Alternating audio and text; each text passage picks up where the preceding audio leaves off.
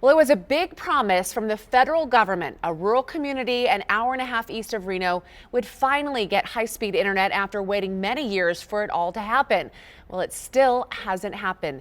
Joe joins us now live from Lovelock tonight with his investigative report. And Joe, there are a lot of questions about where the money for this project is.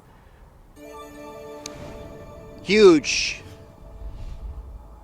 question, Shelby. $9 million, that's how much the state put up front to get this internet project going in Lovelock. As you look here behind me, you can see all the equipment, brand new, unused conduit piled up behind me. So not a lot of progress, clearly, to report. But the question is that $9 million in taxpayer dollars, there is growing fears that that money may be gone for good.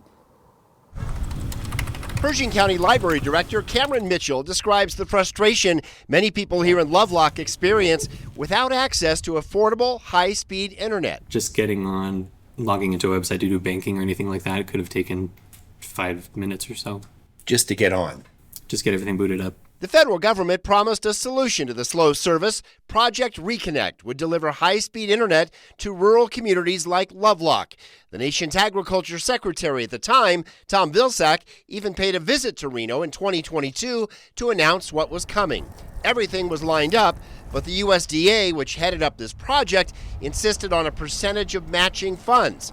So the Nevada Department of Transportation came up with the money to get things started. NDOT handed over $9.1 million to kickstart the project in 2023, but the project never got off the ground, and what happened to that $9.1 million is now the question.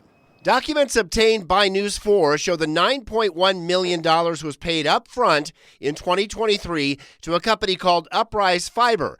But problems surfaced soon after. A lawsuit was filed against Uprise the same year, and the state issued a cease and desist order against another contractor, Rocky Mountain West Telecom, in early 2024. But as the project stalled, bank records obtained by News 4 show repeated withdrawals were made from the Uprise account by the company's owner, Stephen Cromer. Those bank records show Cromer made 22 withdrawals totaling $5 million during one 3-month period at the end of 2024. And at this point, the account is almost entirely drained, with only $10,000 of that $9.1 million remaining.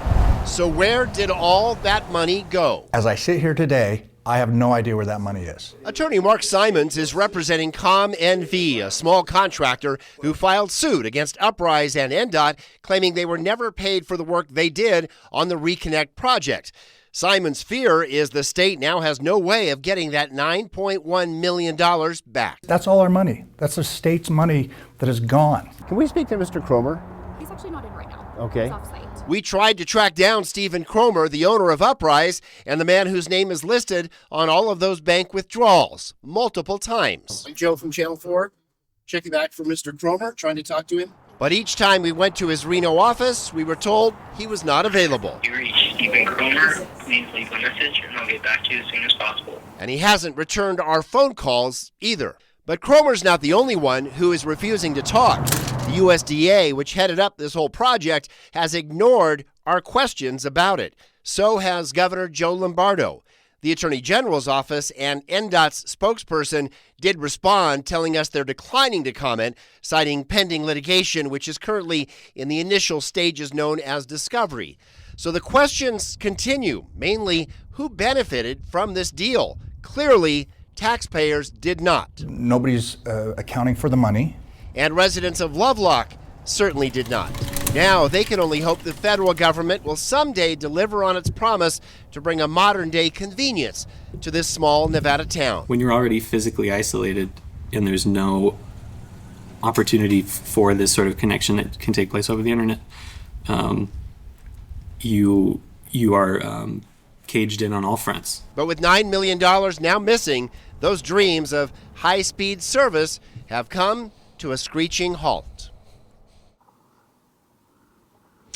So disappointing for residents here in Lovelock, and to say this story is still unfolding is a real understatement. Stephen Cromer, the owner of Uprise, who we went looking for in that story, he resigned from his family's investment business just a couple of days after we stopped by his office to ask for him. And also, there are local, state, and federal criminal investigations underway now. When I talk about federal, that means the FBI. So much more to come on all of this. We'll keep digging into it and keep you posted.